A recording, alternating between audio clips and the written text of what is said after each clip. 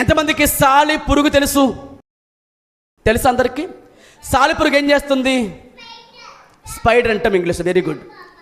ఏం చేస్తుంది? అది గూడు కట్టుకుంటుంది, చుట్టూ అల్లిక కింద అల్లిక వేసుకుంటుంది అలాగా. ఇప్పుడు నువ్వు ఆ పైన ఉన్నటువంటి ఆ గూడిని చెరిపేసిన మళ్ళీ ఏం చేసుకుంటే వాళ్ళకి అది మళ్ళీ మామూలు కట్టేసుకుంటుంది.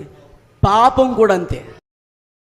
నువ్వు చంపాల్సింది పురుగుని చంపాలి, గూడుని కాదు. సిలువలో యేసుప్రభువు చేసిన పని అదే. ఏం చేశాడు ఆయన? తన శరీరమునకు ఆయన ఏం చేశాడంట? సిలువ వేశాడు ఆయన. రోమాపత్రిక 6వ అధ్యాయము 6వ వచనం చదవండి. ఏమనగా మనము ఎక్కనో పాపమునకు దాసులు కాకుండాటకు పాప శరీరము నిరర్ధకమగునట్లు.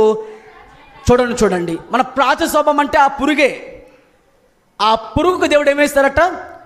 సిలువను వేస్తారు. చదవండి అన్నమాట. ఆయనతో కూడా అంటే యేసుక్రీస్తుని ఎవరైతే నమ్మి విశ్వాసం ఉంచారో మనం ఏమై ఉన్నాము? యేసుక్రీస్తు సిలువలో మన పాత జీవితం ఏమైపోయింది? సిలువకు మేకలు దగ్గట్టుబడి అది కూడా చనిపోయింది. ఆ పురుగు చనిపోవడం వల్ల ఏమేమని ఇప్పుడు క్రీస్తు నందున్న ఎడల మీ నూతన సృష్టిగా మారి పాతవి చనిపోయి కొత్తగా మన జీవితం మార్చుకున్నాం. గట్టిగా చప్పలగొడి స్తోత్రం కలుగునగాక. క్రీస్తు నమ్ముకోవడం అంటే అర్థం ఏంటి? పాపములో చనిపోయి నేను క్రీస్తు కూడా బ్రతుకుతున్నాడు. అది నీ నమ్మకం అయితే నువ్వు విశ్వాసంతో ఉన్న వ్యక్తివి.